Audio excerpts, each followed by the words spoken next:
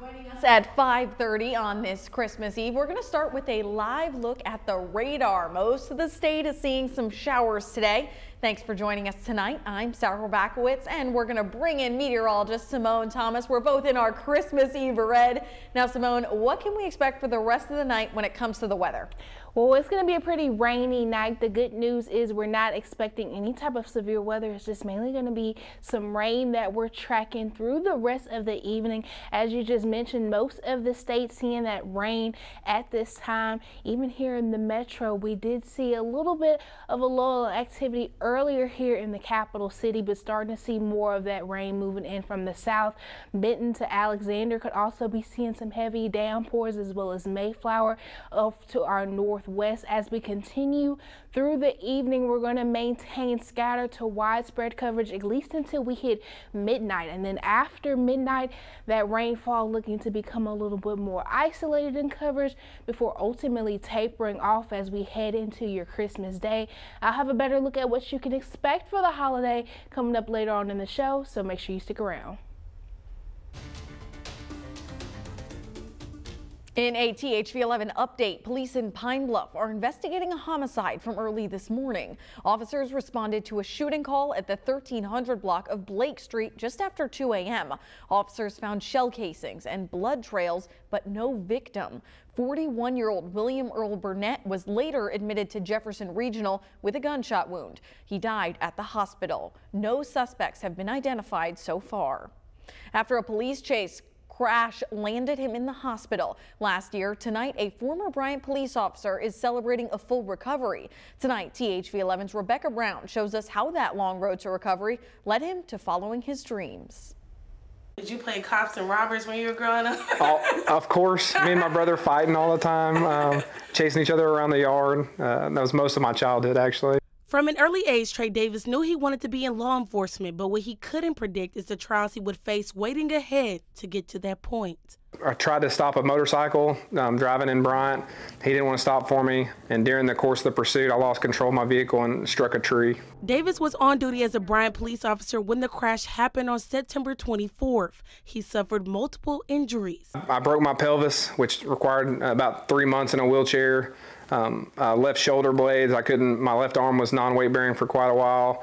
The process, it took me 5 months to go back to work, and even then I wasn't quite 100%. But Davis kept on pushing on. It's something I've dreamed about for a long time, and then after the wreck, I want to say that I was confident I knew the whole time, but I also was trying to be realistic that this may not be a possibility. Shortly after the crash, Davis was accepted as a recruit to become a state trooper. He started as soon as he physically could. It's kind of crazy to think that I'll be a trooper. And all that hard work paid off as Davis graduated as a state trooper on Thursday. They really did kind of take a chance with me. I mean, they knew my medical situation, but I didn't let it affect me. I just kept grinding. I wasn't trying to use that as an excuse to not do what the other recruits were doing. Now the inner child in Davis, who knew all along he would become a trooper, is proud. I'm really proud of the uniform that I wear, the hard work that I've put into to getting to this point. Every time I put it on, it makes me feel good. In Little Rock, Rebecca Brown, THV11 News. Arkansas State Police graduated 52 recruits, and they said it's the largest graduating class they've had since 1977.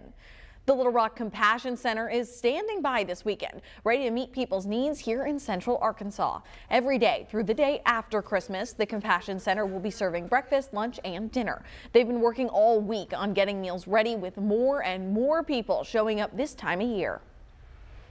Right now, we're preparing the food for those days. We start preparing about a week early because we'll expect for the next 3 or 4 days at least 600 to 800 meals going out of here per day. Now, to meet the great need this season, the organization is also accepting donations of money, food, clothing, and hygiene products. They can all be dropped off at the Compassion Center. The holiday season is in full swing, with millions of Americans traveling both on the road and in the air. Christian Benavides reports on what you need to know before you head out the door. Americans are on the move, looking to get to their holiday destination just in the nick of time.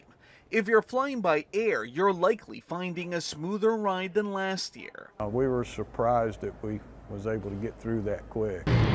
That's because while the number of passengers flying is 16% higher than a year ago, Flight delays and cancellations are way down. Thank better weather, more staffing at airlines, and remote workers who left home early. You little sweetheart. At San Francisco International Airport, these therapy animals are on hand to help with any travel-related stress. Say Merry Christmas! Merry Christmas! While in Philadelphia, even the Grinch is feeling the holiday spirit. Right now, it's not that bad. I'm kind of surprised. Things are going kind of smooth. Pretty easy so far. This hasn't been a big deal at all. Most people, like Ryan Loxman, who is driving from Wichita to Houston, are traveling by road. Been a lot of cars, but everything's going good our direction. 104 million people are getting a gift this Christmas in the form of lower prices at the pump, averaging $3.12 a gallon.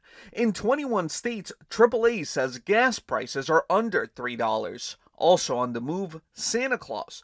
NORAD's official Santa tracker is now up, allowing children to follow his journey in real time. Cristian Benavides, CBS News. Just remember, children, you got to go to bed early so Santa can drop off gifts. He can't stop by if you're awake. And we actually talked to NORAD, the people responsible for tracking Santa, and they shared the best advice. So what I would say to all the children out there, I would expect Santa to be entering your airspace sometime between about 8 o'clock to midnight. But his recommendation, our recommendation, is that you're in bed by 8:30, because I've been doing this for a number of years. And if you're not asleep, Santa will bypass your house. He doubles back. He's not going to forget you.